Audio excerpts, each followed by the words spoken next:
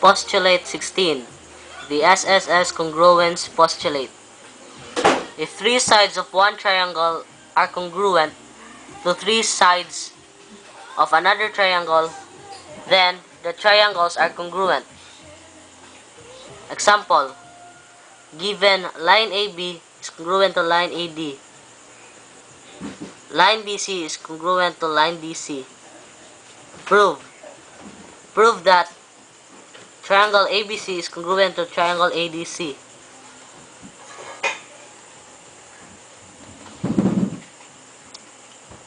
Proof. Statements. Line AB is congruent to line AD. Reason. Given.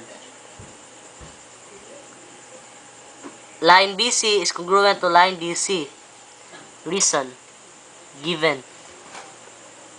Line AC is congruent to line AC. Reason. Reflexive property of congruence. Triangle ABC is congruent to triangle ADC. The SSS postulate. Postulate 17. The SAS congruence postulate. If two sides and a non-included angle of one triangle are congruent to two sides and the included angle of another triangle, then the triangles are congruent. Given line AB is congruent to line CD. Line AB is congruent to line BD. Line CD is perpendicular to line BD. E is the midpoint of line BD. Prove that triangle ABE is congruent to triangle CDE. Statements. Line AB is congruent to line CD. Line AB is perpendicular to line BD. Reason. Given. Angle B is a right triangle. Reason. Definition of perpendicular. 3. Line CD is perpendicular to line BD. Reason. Given. 4. Line D is a right triangle. 4. Definition of perpendicular. 5. Angle B is congruent to angle D. Reason. Any two triangles are congruent. 6. E is the midpoint of line BD. Reason. Given. 7. Line BE is congruent to line DE. Reason. Definition of midpoint. 8. Triangle ABE is congruent to triangle CDE. Reason. The SAS postulate.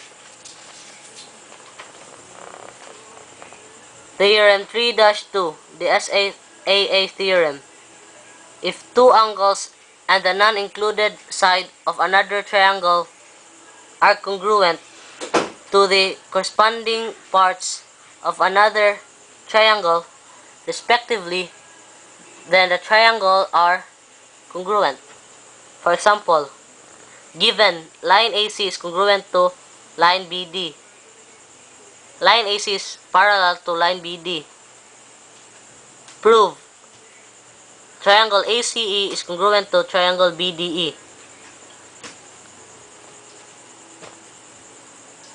Proof. Statements. Line AC is congruent to line BD. Line AC is parallel to line BD. Reason. Given. 2. Angle C is congruent to angle D. Reason. Postulate 14. 3. Angle AEC is congruent to angle BED.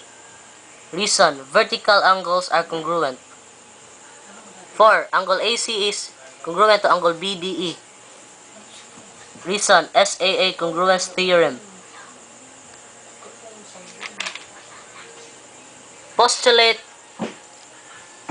18. The ASA congruence postulate.